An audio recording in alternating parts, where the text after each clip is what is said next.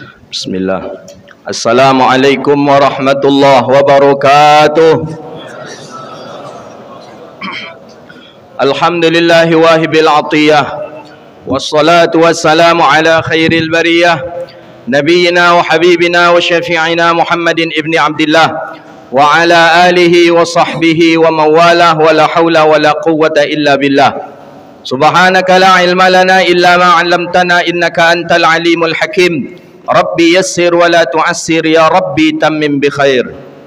Bapak Gubernur beserta keluarga yang kita hormati, Pak Wakil Gubernur beserta keluarga yang kita hormati, para kepala dinas, Forkopimda, hadirin wal hadirat, para alim ulama cerdik pandai, seluruh kita yang hadir, pengurus Masjid Raya An-Nur Provinsi Riau yang dirahmati Allah Subhanahu wa taala.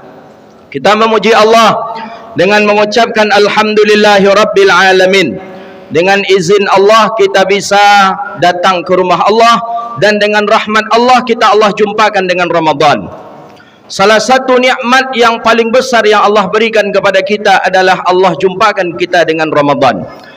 Ramadan bulan yang sangat-sangat dirindukan oleh orang-orang saleh, orang-orang yang beriman. Bahkan baru saja masuk kepada bulan Rajab, orang-orang saleh sudah terhirup aroma yang namanya Ramadan. Baru saja masuk tanggal 1 Rajab, Ramadan sudah terhirup oleh orang-orang saleh. Maka orang-orang saleh membaca doa yang Imam Nawawi menukilkan dalam kitab Al-Azkar Imam Nawawi. Apa doanya? Allahumma barik lana fi Rajab wa Sya'ban wa ballighna Ramadan. Ya Allah, berkahi kami dalam bulan Rajab ya Allah, saking inginnya sampai ke dalam bulan Ramadan. Berkahi kami dalam bulan Sya'ban ya Allah, wa ballighna Ramadan, sampaikanlah kami ke dalam bulan Ramadan. Orang saleh menunggu bulan yang kita hari ini alhamdulillah sudah sampai kepadanya. Cuma pertanyaannya, apakah kita termasuk orang saleh yang merindukan Ramadan atau tidak? Orang saleh merindukan Ramadan banyak persiapannya. Bukan saja dengan setakat persiapan iman, tapi juga persiapan ilmu dan takwa. Karena orang berimanlah yang bisa menerima datangnya Ramadan. Kita kalau ingin tahu kita ada iman di dalam dada atau tidak, tengok saja perasaan kita datang Ramadan. Gelisahkah kita atau tenang? Gembirakah kita atau gelisah? Ketika gelisah kita dengan datangnya Ramadan, berarti tanda tetesan iman itu berkurang daripada diri kita. Tapi ketika dengan mulai terdengar dengan iklan sirupnya, iklan kecapnya, Ramadan tiba, datang rasa tenang, rasa gembira, rasa bahagia, berarti kita termasuk mukmin al-khalis, orang mukmin yang masih ada Allah tanamkan itu di dalam dada kita. Maka tak usah kita menuduh anta tak beriman, si fulan tak beriman, fulan. Mungkin kita pun bisa kita merasakan. Gembira tak kira-kira kita dengan datangnya Ramadan ini atau tidak? Para salafus saleh, barik lana fir Rajab wa Sya'ban wa ballighna Ramadan. Berkahi kami dalam bulan Rajab ya Allah. Berkahi kami dalam bulan Sya'ban ya Allah, dan sampaikanlah kami ke dalam bulan Ramadan. Ketika sampai dalam bulan Ramadan, keberkahan itu sudah utuh milik kita. Maka orang tua-tua kita dulu sambil membaca doa Allahumma barik lana fi Rajab wa Sya'ban, itu persiapannya lain lagi, mencari kayu ke hutan, ke rimba. Untuk apa? Untuk di Ramadan nanti tak mencari kayu lagi untuk bertanak nasi dengan rebus air, memasak dan lain sebagainya, menjemur padi dan lain sebagainya. Itu termasuk bagian daripada aroma Ramadan yang sudah dihirup oleh orang tua-tua kita dahulu.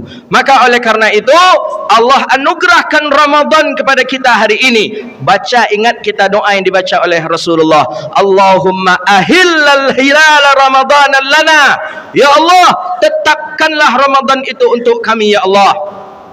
Wasallimna fihi, selamatkanlah kami dalam Ramadan ya Allah. Sehatkan kami dalam Ramadan ya Allah. Sehatkan kami, kuatkan kami, berilah kami tenaga untuk ibadah dalam Ramadan, dan selamatkanlah Ramadan untuk kami. Bagaimana maksudnya? Agar Allah pun memberi peluang kepada kita untuk mendapatkan malam yang namanya Lailatul Qadar. Maka oleh karena itu jangan bermalas-malas kita untuk ibadah. Awal ni sampai akhir tingkatkan. Tapi kalau dari awal ni sudah mulai malas kita ibadah, itu susah kita harapkan ibadah kita ke depannya agak lebih banyak lagi, susah kita harapkan. Bapak Ibu yang dirahmati Allah, alhamdulillah kita Allah beri rezeki sampai ke dalam Ramadan. Ramadan bulan yang selalu disebut-sebut oleh para salafus saleh tentang kebaikan dan keberkahan di dalamnya.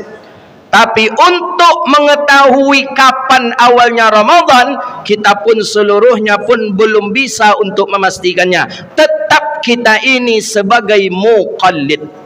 Tadi masih ada yang bertanya, Ustaz, kita ini puasa mengikut siapa Ustaz?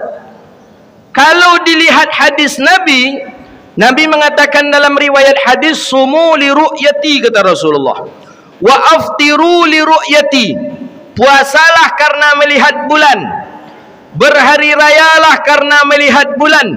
Fa in ghamma alaikum, jika bulan itu tertutup oleh awan, tertutup oleh hujan yang deras, fatakmilu 30 Sya'ban, maka sempurnakanlah Sya'ban itu menjadi 30 hari. Nabi menganjurkan yang berpuasa yang melihat bulan. Bagaimana dengan kita yang tak melihat bulan? Apakah kita tidak dianjurkan berpuasa? Nah, disinilah kacamata fiqih mengatakan kita beragama tu ada dua. Ada namanya muqallid, ada namanya mujtahid. Kalau muqallid, dia boleh beragama sekadar mengikut saja walaupun tak mengetahui dalil. Ini namanya muqallid. Muqallid, dia beragama mengikut dan patuh walaupun tak tahu dalil, sudah sah dia beragama. Contohnya mana? Orang yang masuk Ramadan ini, kita Ramadan, hari besok kita sudah puasa, maghrib ni masuk Ramadan, kita sebagai muqallid kepada siapa? Pemerintah. Kepada siapa? MUI. Kata MUI, hilal sudah nampak, maka besok kita berpuasa. Apakah harus seluruh kita ini mesti melihat bulan seperti yang disebut oleh hadis Nabi? Tidak. Kita tak bisa melihat bulan, Pak. Kalau masing-masing kita mesti melihat bulan dulu berpuasa, jauh selisih bedanya kita berpuasa nanti. Kawan dah 5 hari puasa, awak alun jual Jadi kata kawan, kenapa alun puasa Dan alun nampak bulan dia, kata dia. Kita ke kawan tadi, engkau lah puasa dah nampak bulan dah. Macam mana bulan tu? Entahlah, bulan tu bulan tua, bulan muda, kata dia. Jadi kita ni beragama muqallid. Contoh, salat Isya kita lakukan tadi 4 rakaat. Tahukah kita dalilnya? Tahu kita ayat atau hadisnya menjelaskan salat Isya tadi 4 rakaat? Tidak. Jadi kita muqallid. Ayah kita, mak kita, guru-guru kita dari dulunya sudah mengajarkan kepada kita salat Isya 4 rakaat, sudah kita ambil dan kita imani. Itu namanya muqallid. Sahkah kita dalam beragama? Sah. Ini ada hari ini orang yang mengatakan kita ni beribadah mesti harus tahu dalil. Kita beribadah harus faham dalil. Kalau tak tahu dalil maka tak sah ibadah. Tak, kita ni muqallid. Orang muqallid tidak mesti harus tahu dalil.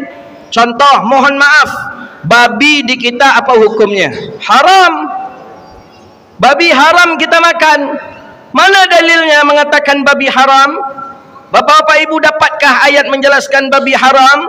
Dapatkah di dalam hadisnya menjelaskan babi itu hukumnya haram? Tidak. Tapi bapak ibu yakin babi itu haram? Yakin. Dari mana? Dari dulu ayah mak kita, guru-guru kita mengatakan tak boleh makan babi yung, tak boleh makan babi, babi itu hukumnya haram. Kita pegang itu erat-erat walaupun tak tahu ayat, tak tahu dalil, itu sudah cukup kita beragama. Kenapa? Kita namanya muqallid. Yang harus tahu dalil itu siapa? Mujtahid, ulama, mufti, itu baru wajib tahu dalil. Maka tidak mesti muqallid harus tahu dalil. Sama halnya dengan kita melaksanakan salat. Ada makmum, ada imam. Harus tahukah kita makmum apa ayat yang dibaca oleh imam?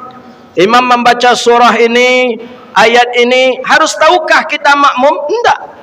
Kalau makmum wajib tahu apa surah yang dibaca oleh imam, capek imam. Baru datang satu makmum bilang buka Quran. Mam, imam tadi baca surah yang mana, coba lihatkan mam. Datang makmum satu lagi, surah yang mana mam. Datang satu lagi. Tapi nak, kita ni percaya dengan bacaan imam.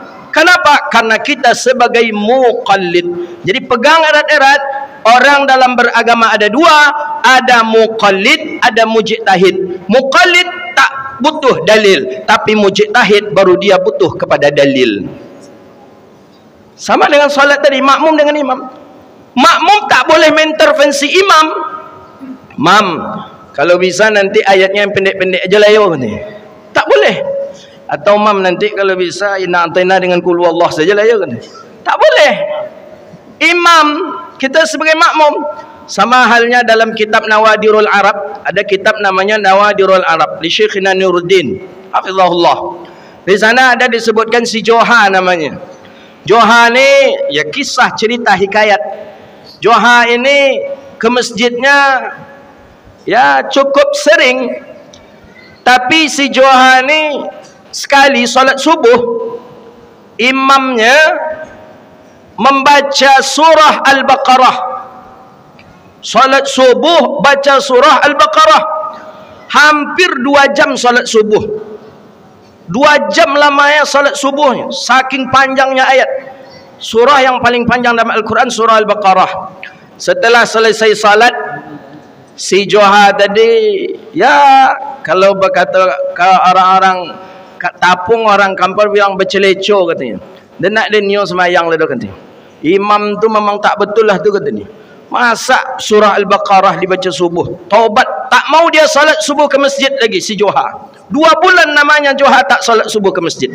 Tak mau salat subuh. Siapapun yang mengajaknya, dia tetap tak mau salat subuh ke masjid. Satu ketika si Joha ni mata tak mau tidur. Cepat terbangun di subuh hari. Si Joha putuskan dia akan ke masjid. Ini dalam kitab Nawadirul Arab disebutkan. Jadi si Joha berdoa dia. Sebelum berangkat ke masjid, Joha berdoa, ya Allah, janganlah sampai imam yang kemarin tu jadi imam lagi, kata dia. Saking panjangnya ayatnya. Janganlah ya Allah imam yang salat panjangnya ayat surah yang kemarin tu jadi imam lagi ya Allah. Ya, bismillah tawakkalna 'ala Allah. Berangkatlah si Joha ke masjid salat subuh. Baru Joha keluar dari rumahnya berpas-pasan dengan imam yang membaca ayat yang panjang kemarin itu. Jadi kata si Joha, Assalamualaikum mam, Waalaikumsalam. Mam, awak nanti jadi imam, kata si Joha. Langsung Joha tanya, mam, imam nanti jadi imam. Kata imam, iya insyaAllah, kata imam. Kata si Joha, sambil berjalan ini menuju masjid, pelan-pelan si Joha bilang, mam, kalau boleh tolong sampai imam nanti baca surah apa mam, katanya. Saking parahnya Joha ni. Nanti baca surah apa mam, kata si Joha kepada imam. Kata si imam, saya baca surat biasa saja, katanya. Ya biasanya surah apa mam? Ya kata si Joha, kata si imam, ya, surat biasa aja lah, katanya. Ya biasa itu surah apa mam? Kata imam, surah yang saya baca nanti insyaAllah surah Al-Fil. Al-Fil, kata si Joha. Ya, ndak mam, ndak jadi Joha pergi solat ke masjid. Balik Joha, kata si imam, ayolah Joha ke masjid kita solat. Ndak mam, ndak. Kata si Joha dalam otaknya, kemarin surah Al-Baqarah. Al-Baqarah sapi. Hampir salat 2 jam. Al-Baqarah itu kan artinya surat sapi. Ini surah Al-Fil. Al-Fil artinya gajah. Mana yang lebih besar gajah daripada sapi?